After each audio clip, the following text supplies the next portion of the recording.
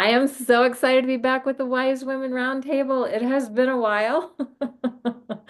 And for various reasons, this has been a very intense year, the entire year, 2025. And it's not lightening up before we get to the end of the year. So uh, we have more, probably more intensity, more shifts, more changes, just so much happening, but it's happening for us, not to us, though it could feel like it's happening to us, depending on what part of the crazy, wild, chaotic world that you're living in and, how that's affecting you. Uh, so just to say, for me personally, I've been going through a lot of feeling emotional.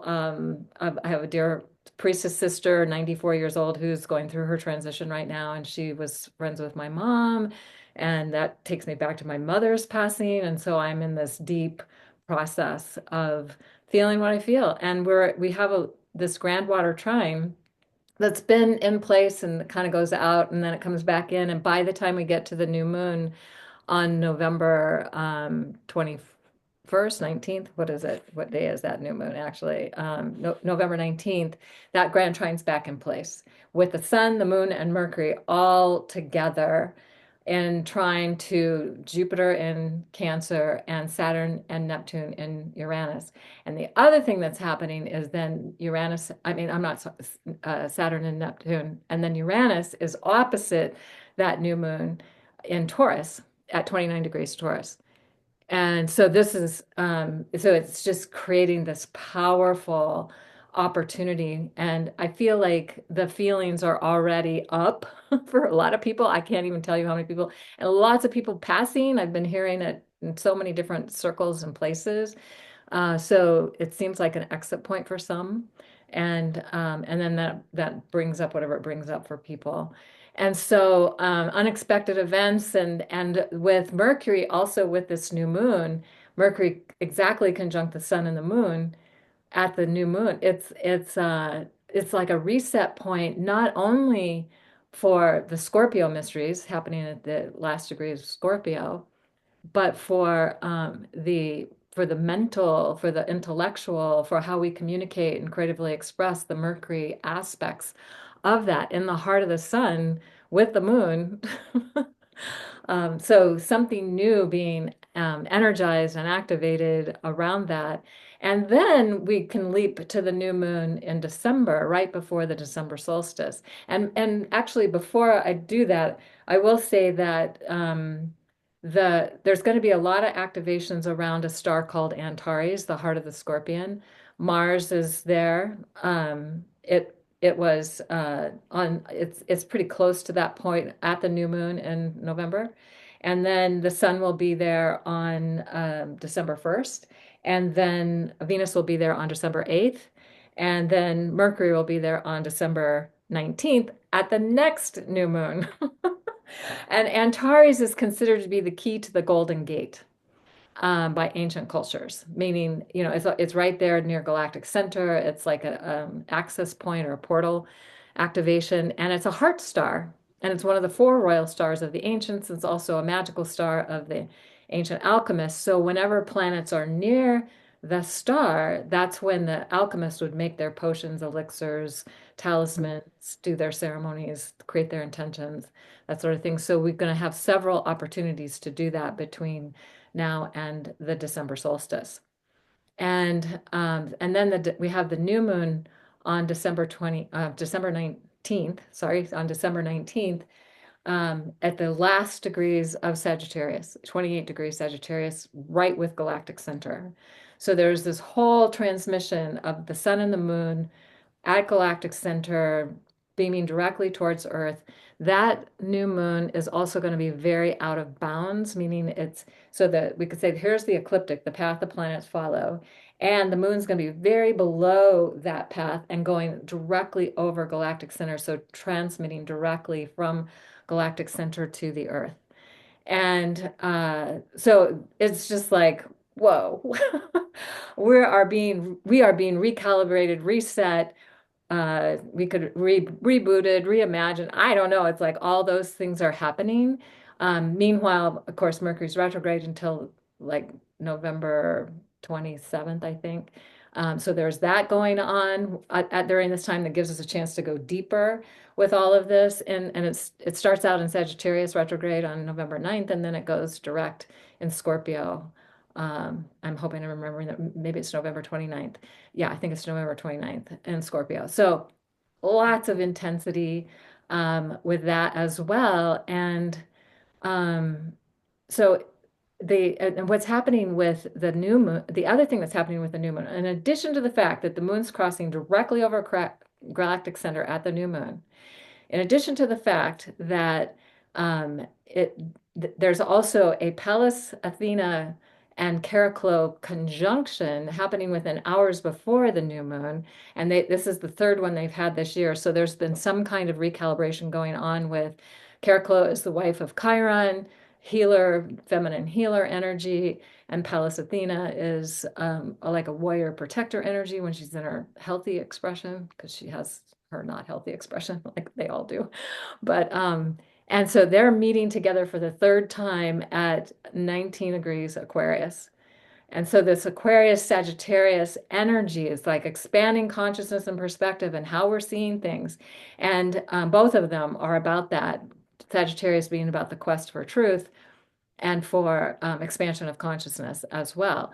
So then the other thing that's happening, and I've talked about this a little bit before, is that 3i Atlas is making its closest approach to the Earth on December 19th at the new moon with all this stuff going on. So it's like adding some unknown factor because, they don't really know what 3i Atlas is, and there's lots of speculation out there about it. And I just feel like, for me personally, I feel like it's showing up at the perfect time to get us to start wondering and asking the questions and being open to seeing things in a completely different way than whatever it is that we've seen before. So I feel like those are the main things. And then, of course, the December solstice is a couple days later, so we'll be starting a whole new solar year on December 21st, and really that's going to lead us into 2026, which is also a very spectacular year. Something we'll cover another time. We'll just know that this is like the last hurrah of 2025 as we get to the end of the year. It's just so remarkable and so amazing. And I feel like we could have a lot of hope, even though the world looks pretty insane. So with that, I think I'm going to pass this on to Elizabeth, because I know you're going to have amazing things to say. Well, thank you so much. I really appreciate being able to get the star field laid out first and then being able to talk about that as a grounding or an internal process that's going to come from the inner world, where we do all this inner work right now with all of this, and remembering always that this is simply a reflection of what's in you. And so, a couple of things to help people ground all this stuff, because there's lots of opinions and ideas floating around, and to make sure that you are aware of this. And Kaylin and Sara and I were talking about this beforehand about how powerful your attention is. So, what are you being led to look at? And how do you make sure that it's actually within your own divine destiny? Because you can easily get taken off track, right? We have three different parts of ourselves that are playing out. We have the soul, we have the body, and we have the ego. And these are three totally very separate things.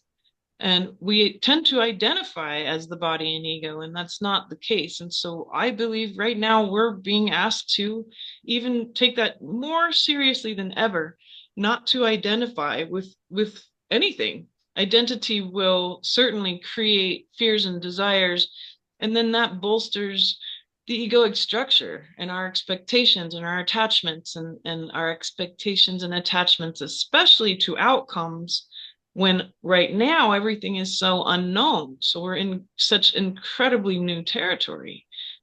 And we've been seeing all of that as the ground table for a very long time, that we've come into a time where we can't really easily say this is going to, happen, and this is how it's going to pan out. Instead, it's here's the environment, and we're in a new part of the jungle.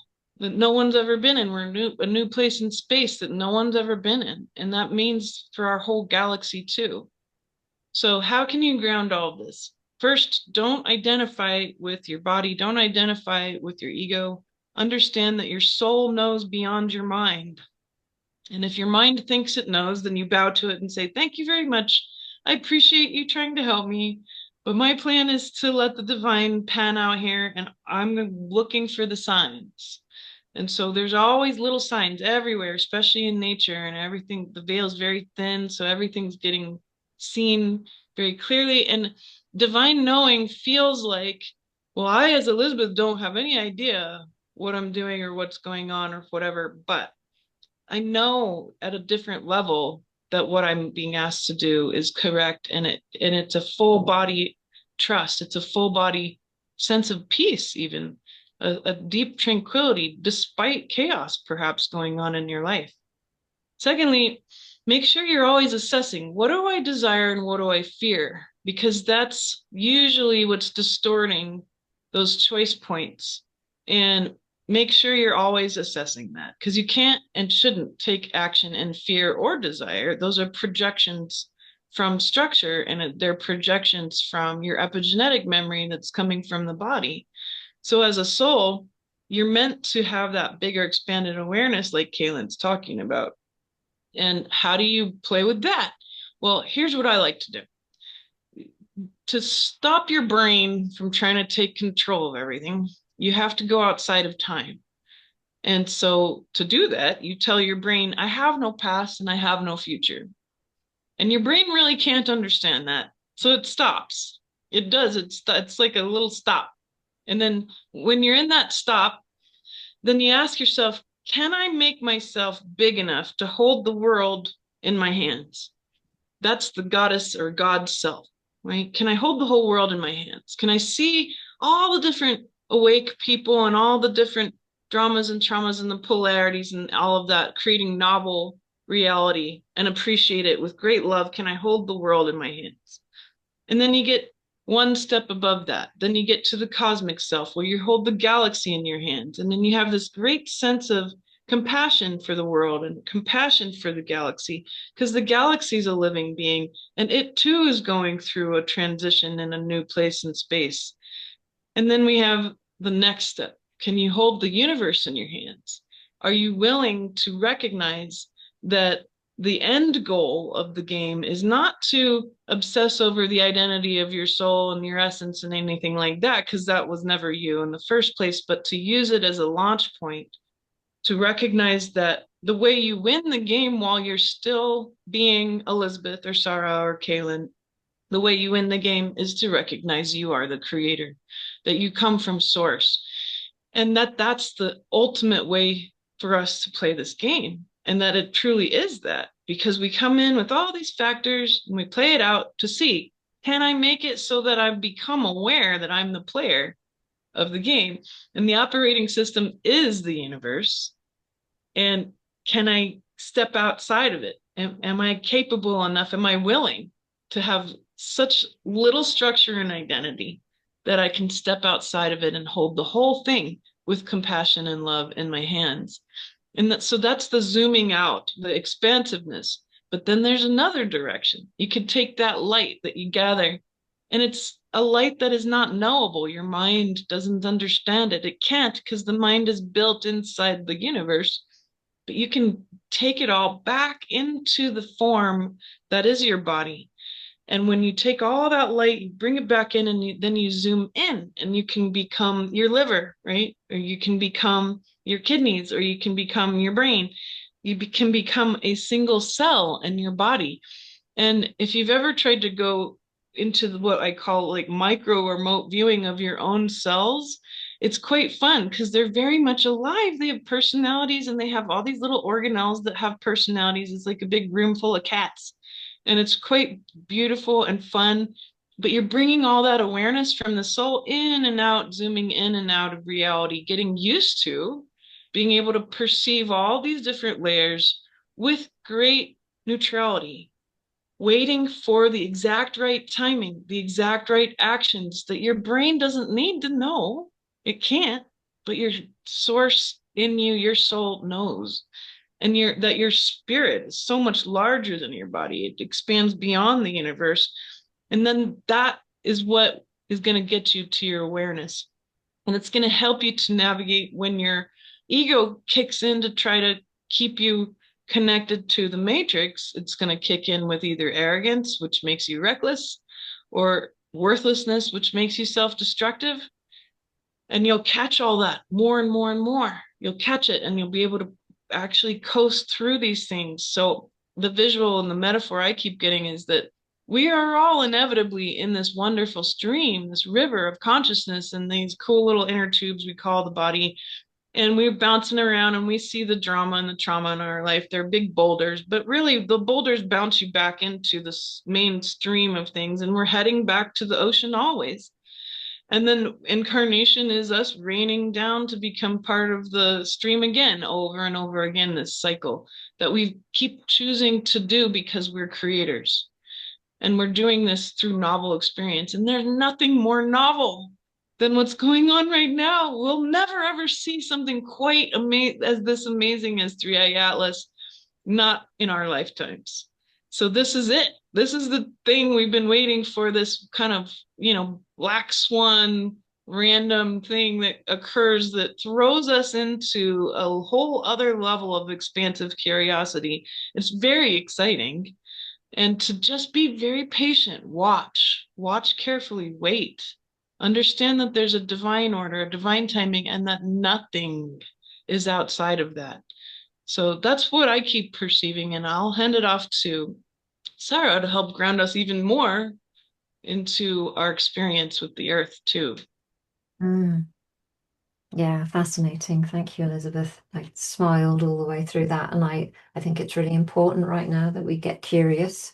And that's, I think, one of your messages to me today is just like, let's get curious about this and, adopt a lighter attitude or way of seeing it. So, Elizabeth asked me when we were talking before we started recording, because we were talking about all of this and more. And she said, so what does the nature kingdom, what take does the nature kingdom of the trees and the flowers and nature have on all of this? And I was like, oh, that's an interesting question. But as it happens, it is actually what I was guided to talk about today. So, and I've just remembered this while we were talking. When I was making essences like 20 years ago or something, I started off with making flower essences. Flower essences raise our consciousness, and then we can make crystal or gem essences, which they're often known, which bring in a scaffolding to help hold the light in the body, and they're often a bit of a game changer. And I was also introduced to light essences, where we actually made essences under different colors. And so I made my range and it wasn't a range, I made them for myself and fairly innocently shared them and was told by a then mentor not to release them because I was copying her work. And I was like, light, that's universal, isn't it? But anyway, so I did because I didn't know enough then to do anything else. So along with many other things like making essences under the moon, which I was doing as well, I was also told not to do that. I kind of like I hid away in the cupboard again, so to speak, and they literally went into the cupboard. So I remembered that while we were talking today. So about a month ago, I woke up one morning knowing exactly what I needed to do over this winter. So November, December, and January until what I see the light returning around the beginning of February. And I was like, oh, okay, we can do that. So I was given the instructions to start to create some light essences. Interesting. But not using colors, using the sunrise and the sunset, and to just gather them. We're very lucky to live near the Gironde estuary, so we've got fairly flat horizons, so it's kind of almost perfect for, putting bowls out and gathering that light. So that's what I did, and to use this November as the deep dive for us in the Northern Hemisphere when it's dark and it's cold and it's murky and the sky is kind of like here.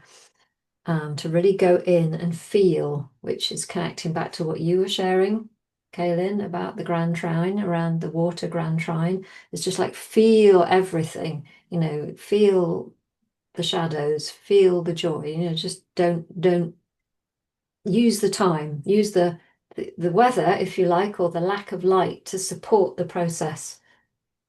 And then in December to start working, start opening our hearts for the light of the solstice. And again, you've just added both of you have added some extra information.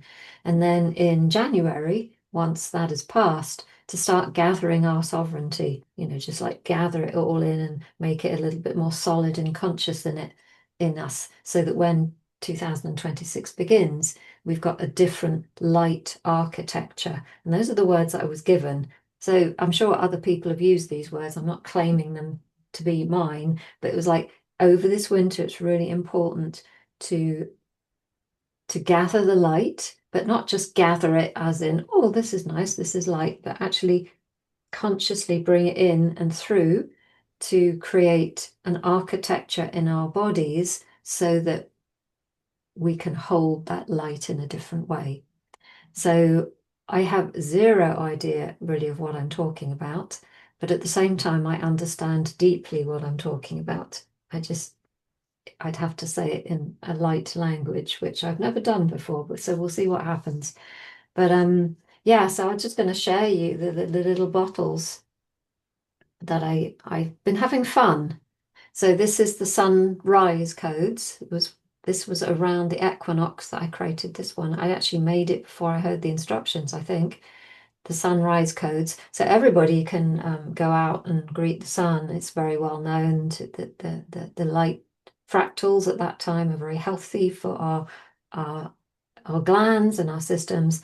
But I think for me right now, this is the one that I'm loving the most is the sunset codes because it's the yin energy. And I think that's what most of us most of us have some level of fatigue. We've got some level of, this has been going on an awful long time. And a friend of mine said the other day, or she's been saying for several years, but she reminded me the other day, when we volunteered to come in and be the light workers, we were like, oh, whoopee kind of thing. And like 40 years later, we're going, we're still doing it. There's a level of, gosh, this has been hard to hold. There's a level of that. And I think it's good to acknowledge it. So we're all really needing this yin energy and just allowing our feeding our bodies with the yin energy. So that's my own personal take on it. And so I'm sensing that nature is asking me anyway.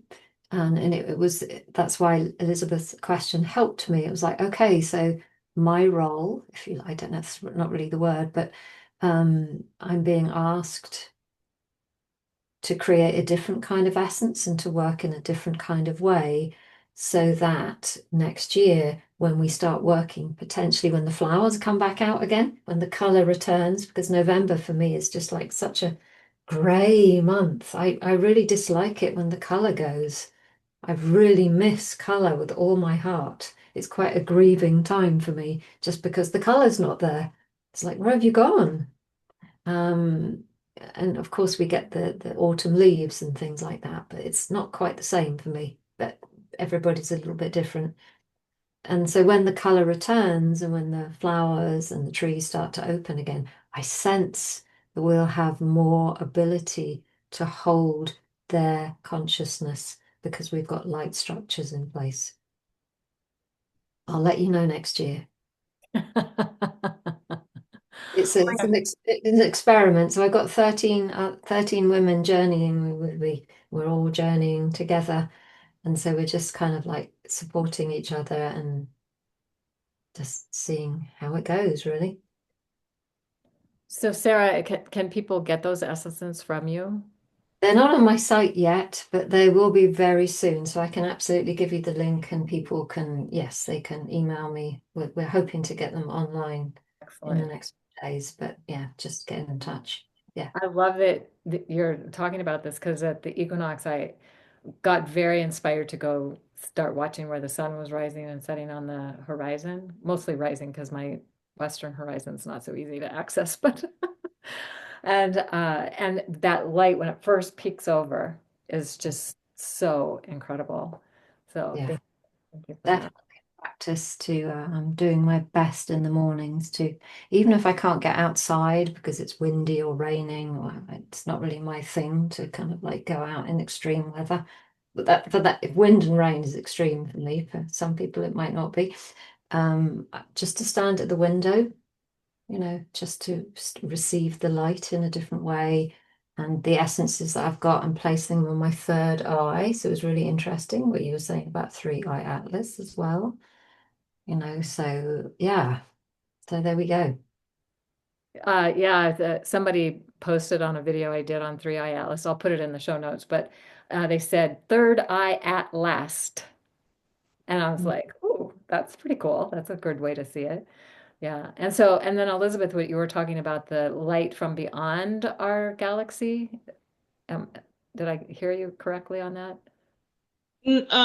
I didn't talk about that particular piece, but I had mentioned about Atlas being the king of Atlantis and that he was not a human from this world and that he had seven sets of twin sons who ruled different parts of the Atlantean kingdom. But that kind of alluding to pieces that we should look at in our history. Yes, beautiful. So good that we were able to do this at this time, and I think we need to do something for the new year too, sometime soon. So, but there'll be links in the show notes. Be sure to check that out, and just that we can all be in this together and realize that what we're focusing on and how we're putting where we're putting our attention and intention and our vibration. So if we can stay in the vibration of love, that changes everything. And so these are some great ideas about ways to do that. And so thank you all so much. And Mm. we'll see you next time. Thank you. Bye.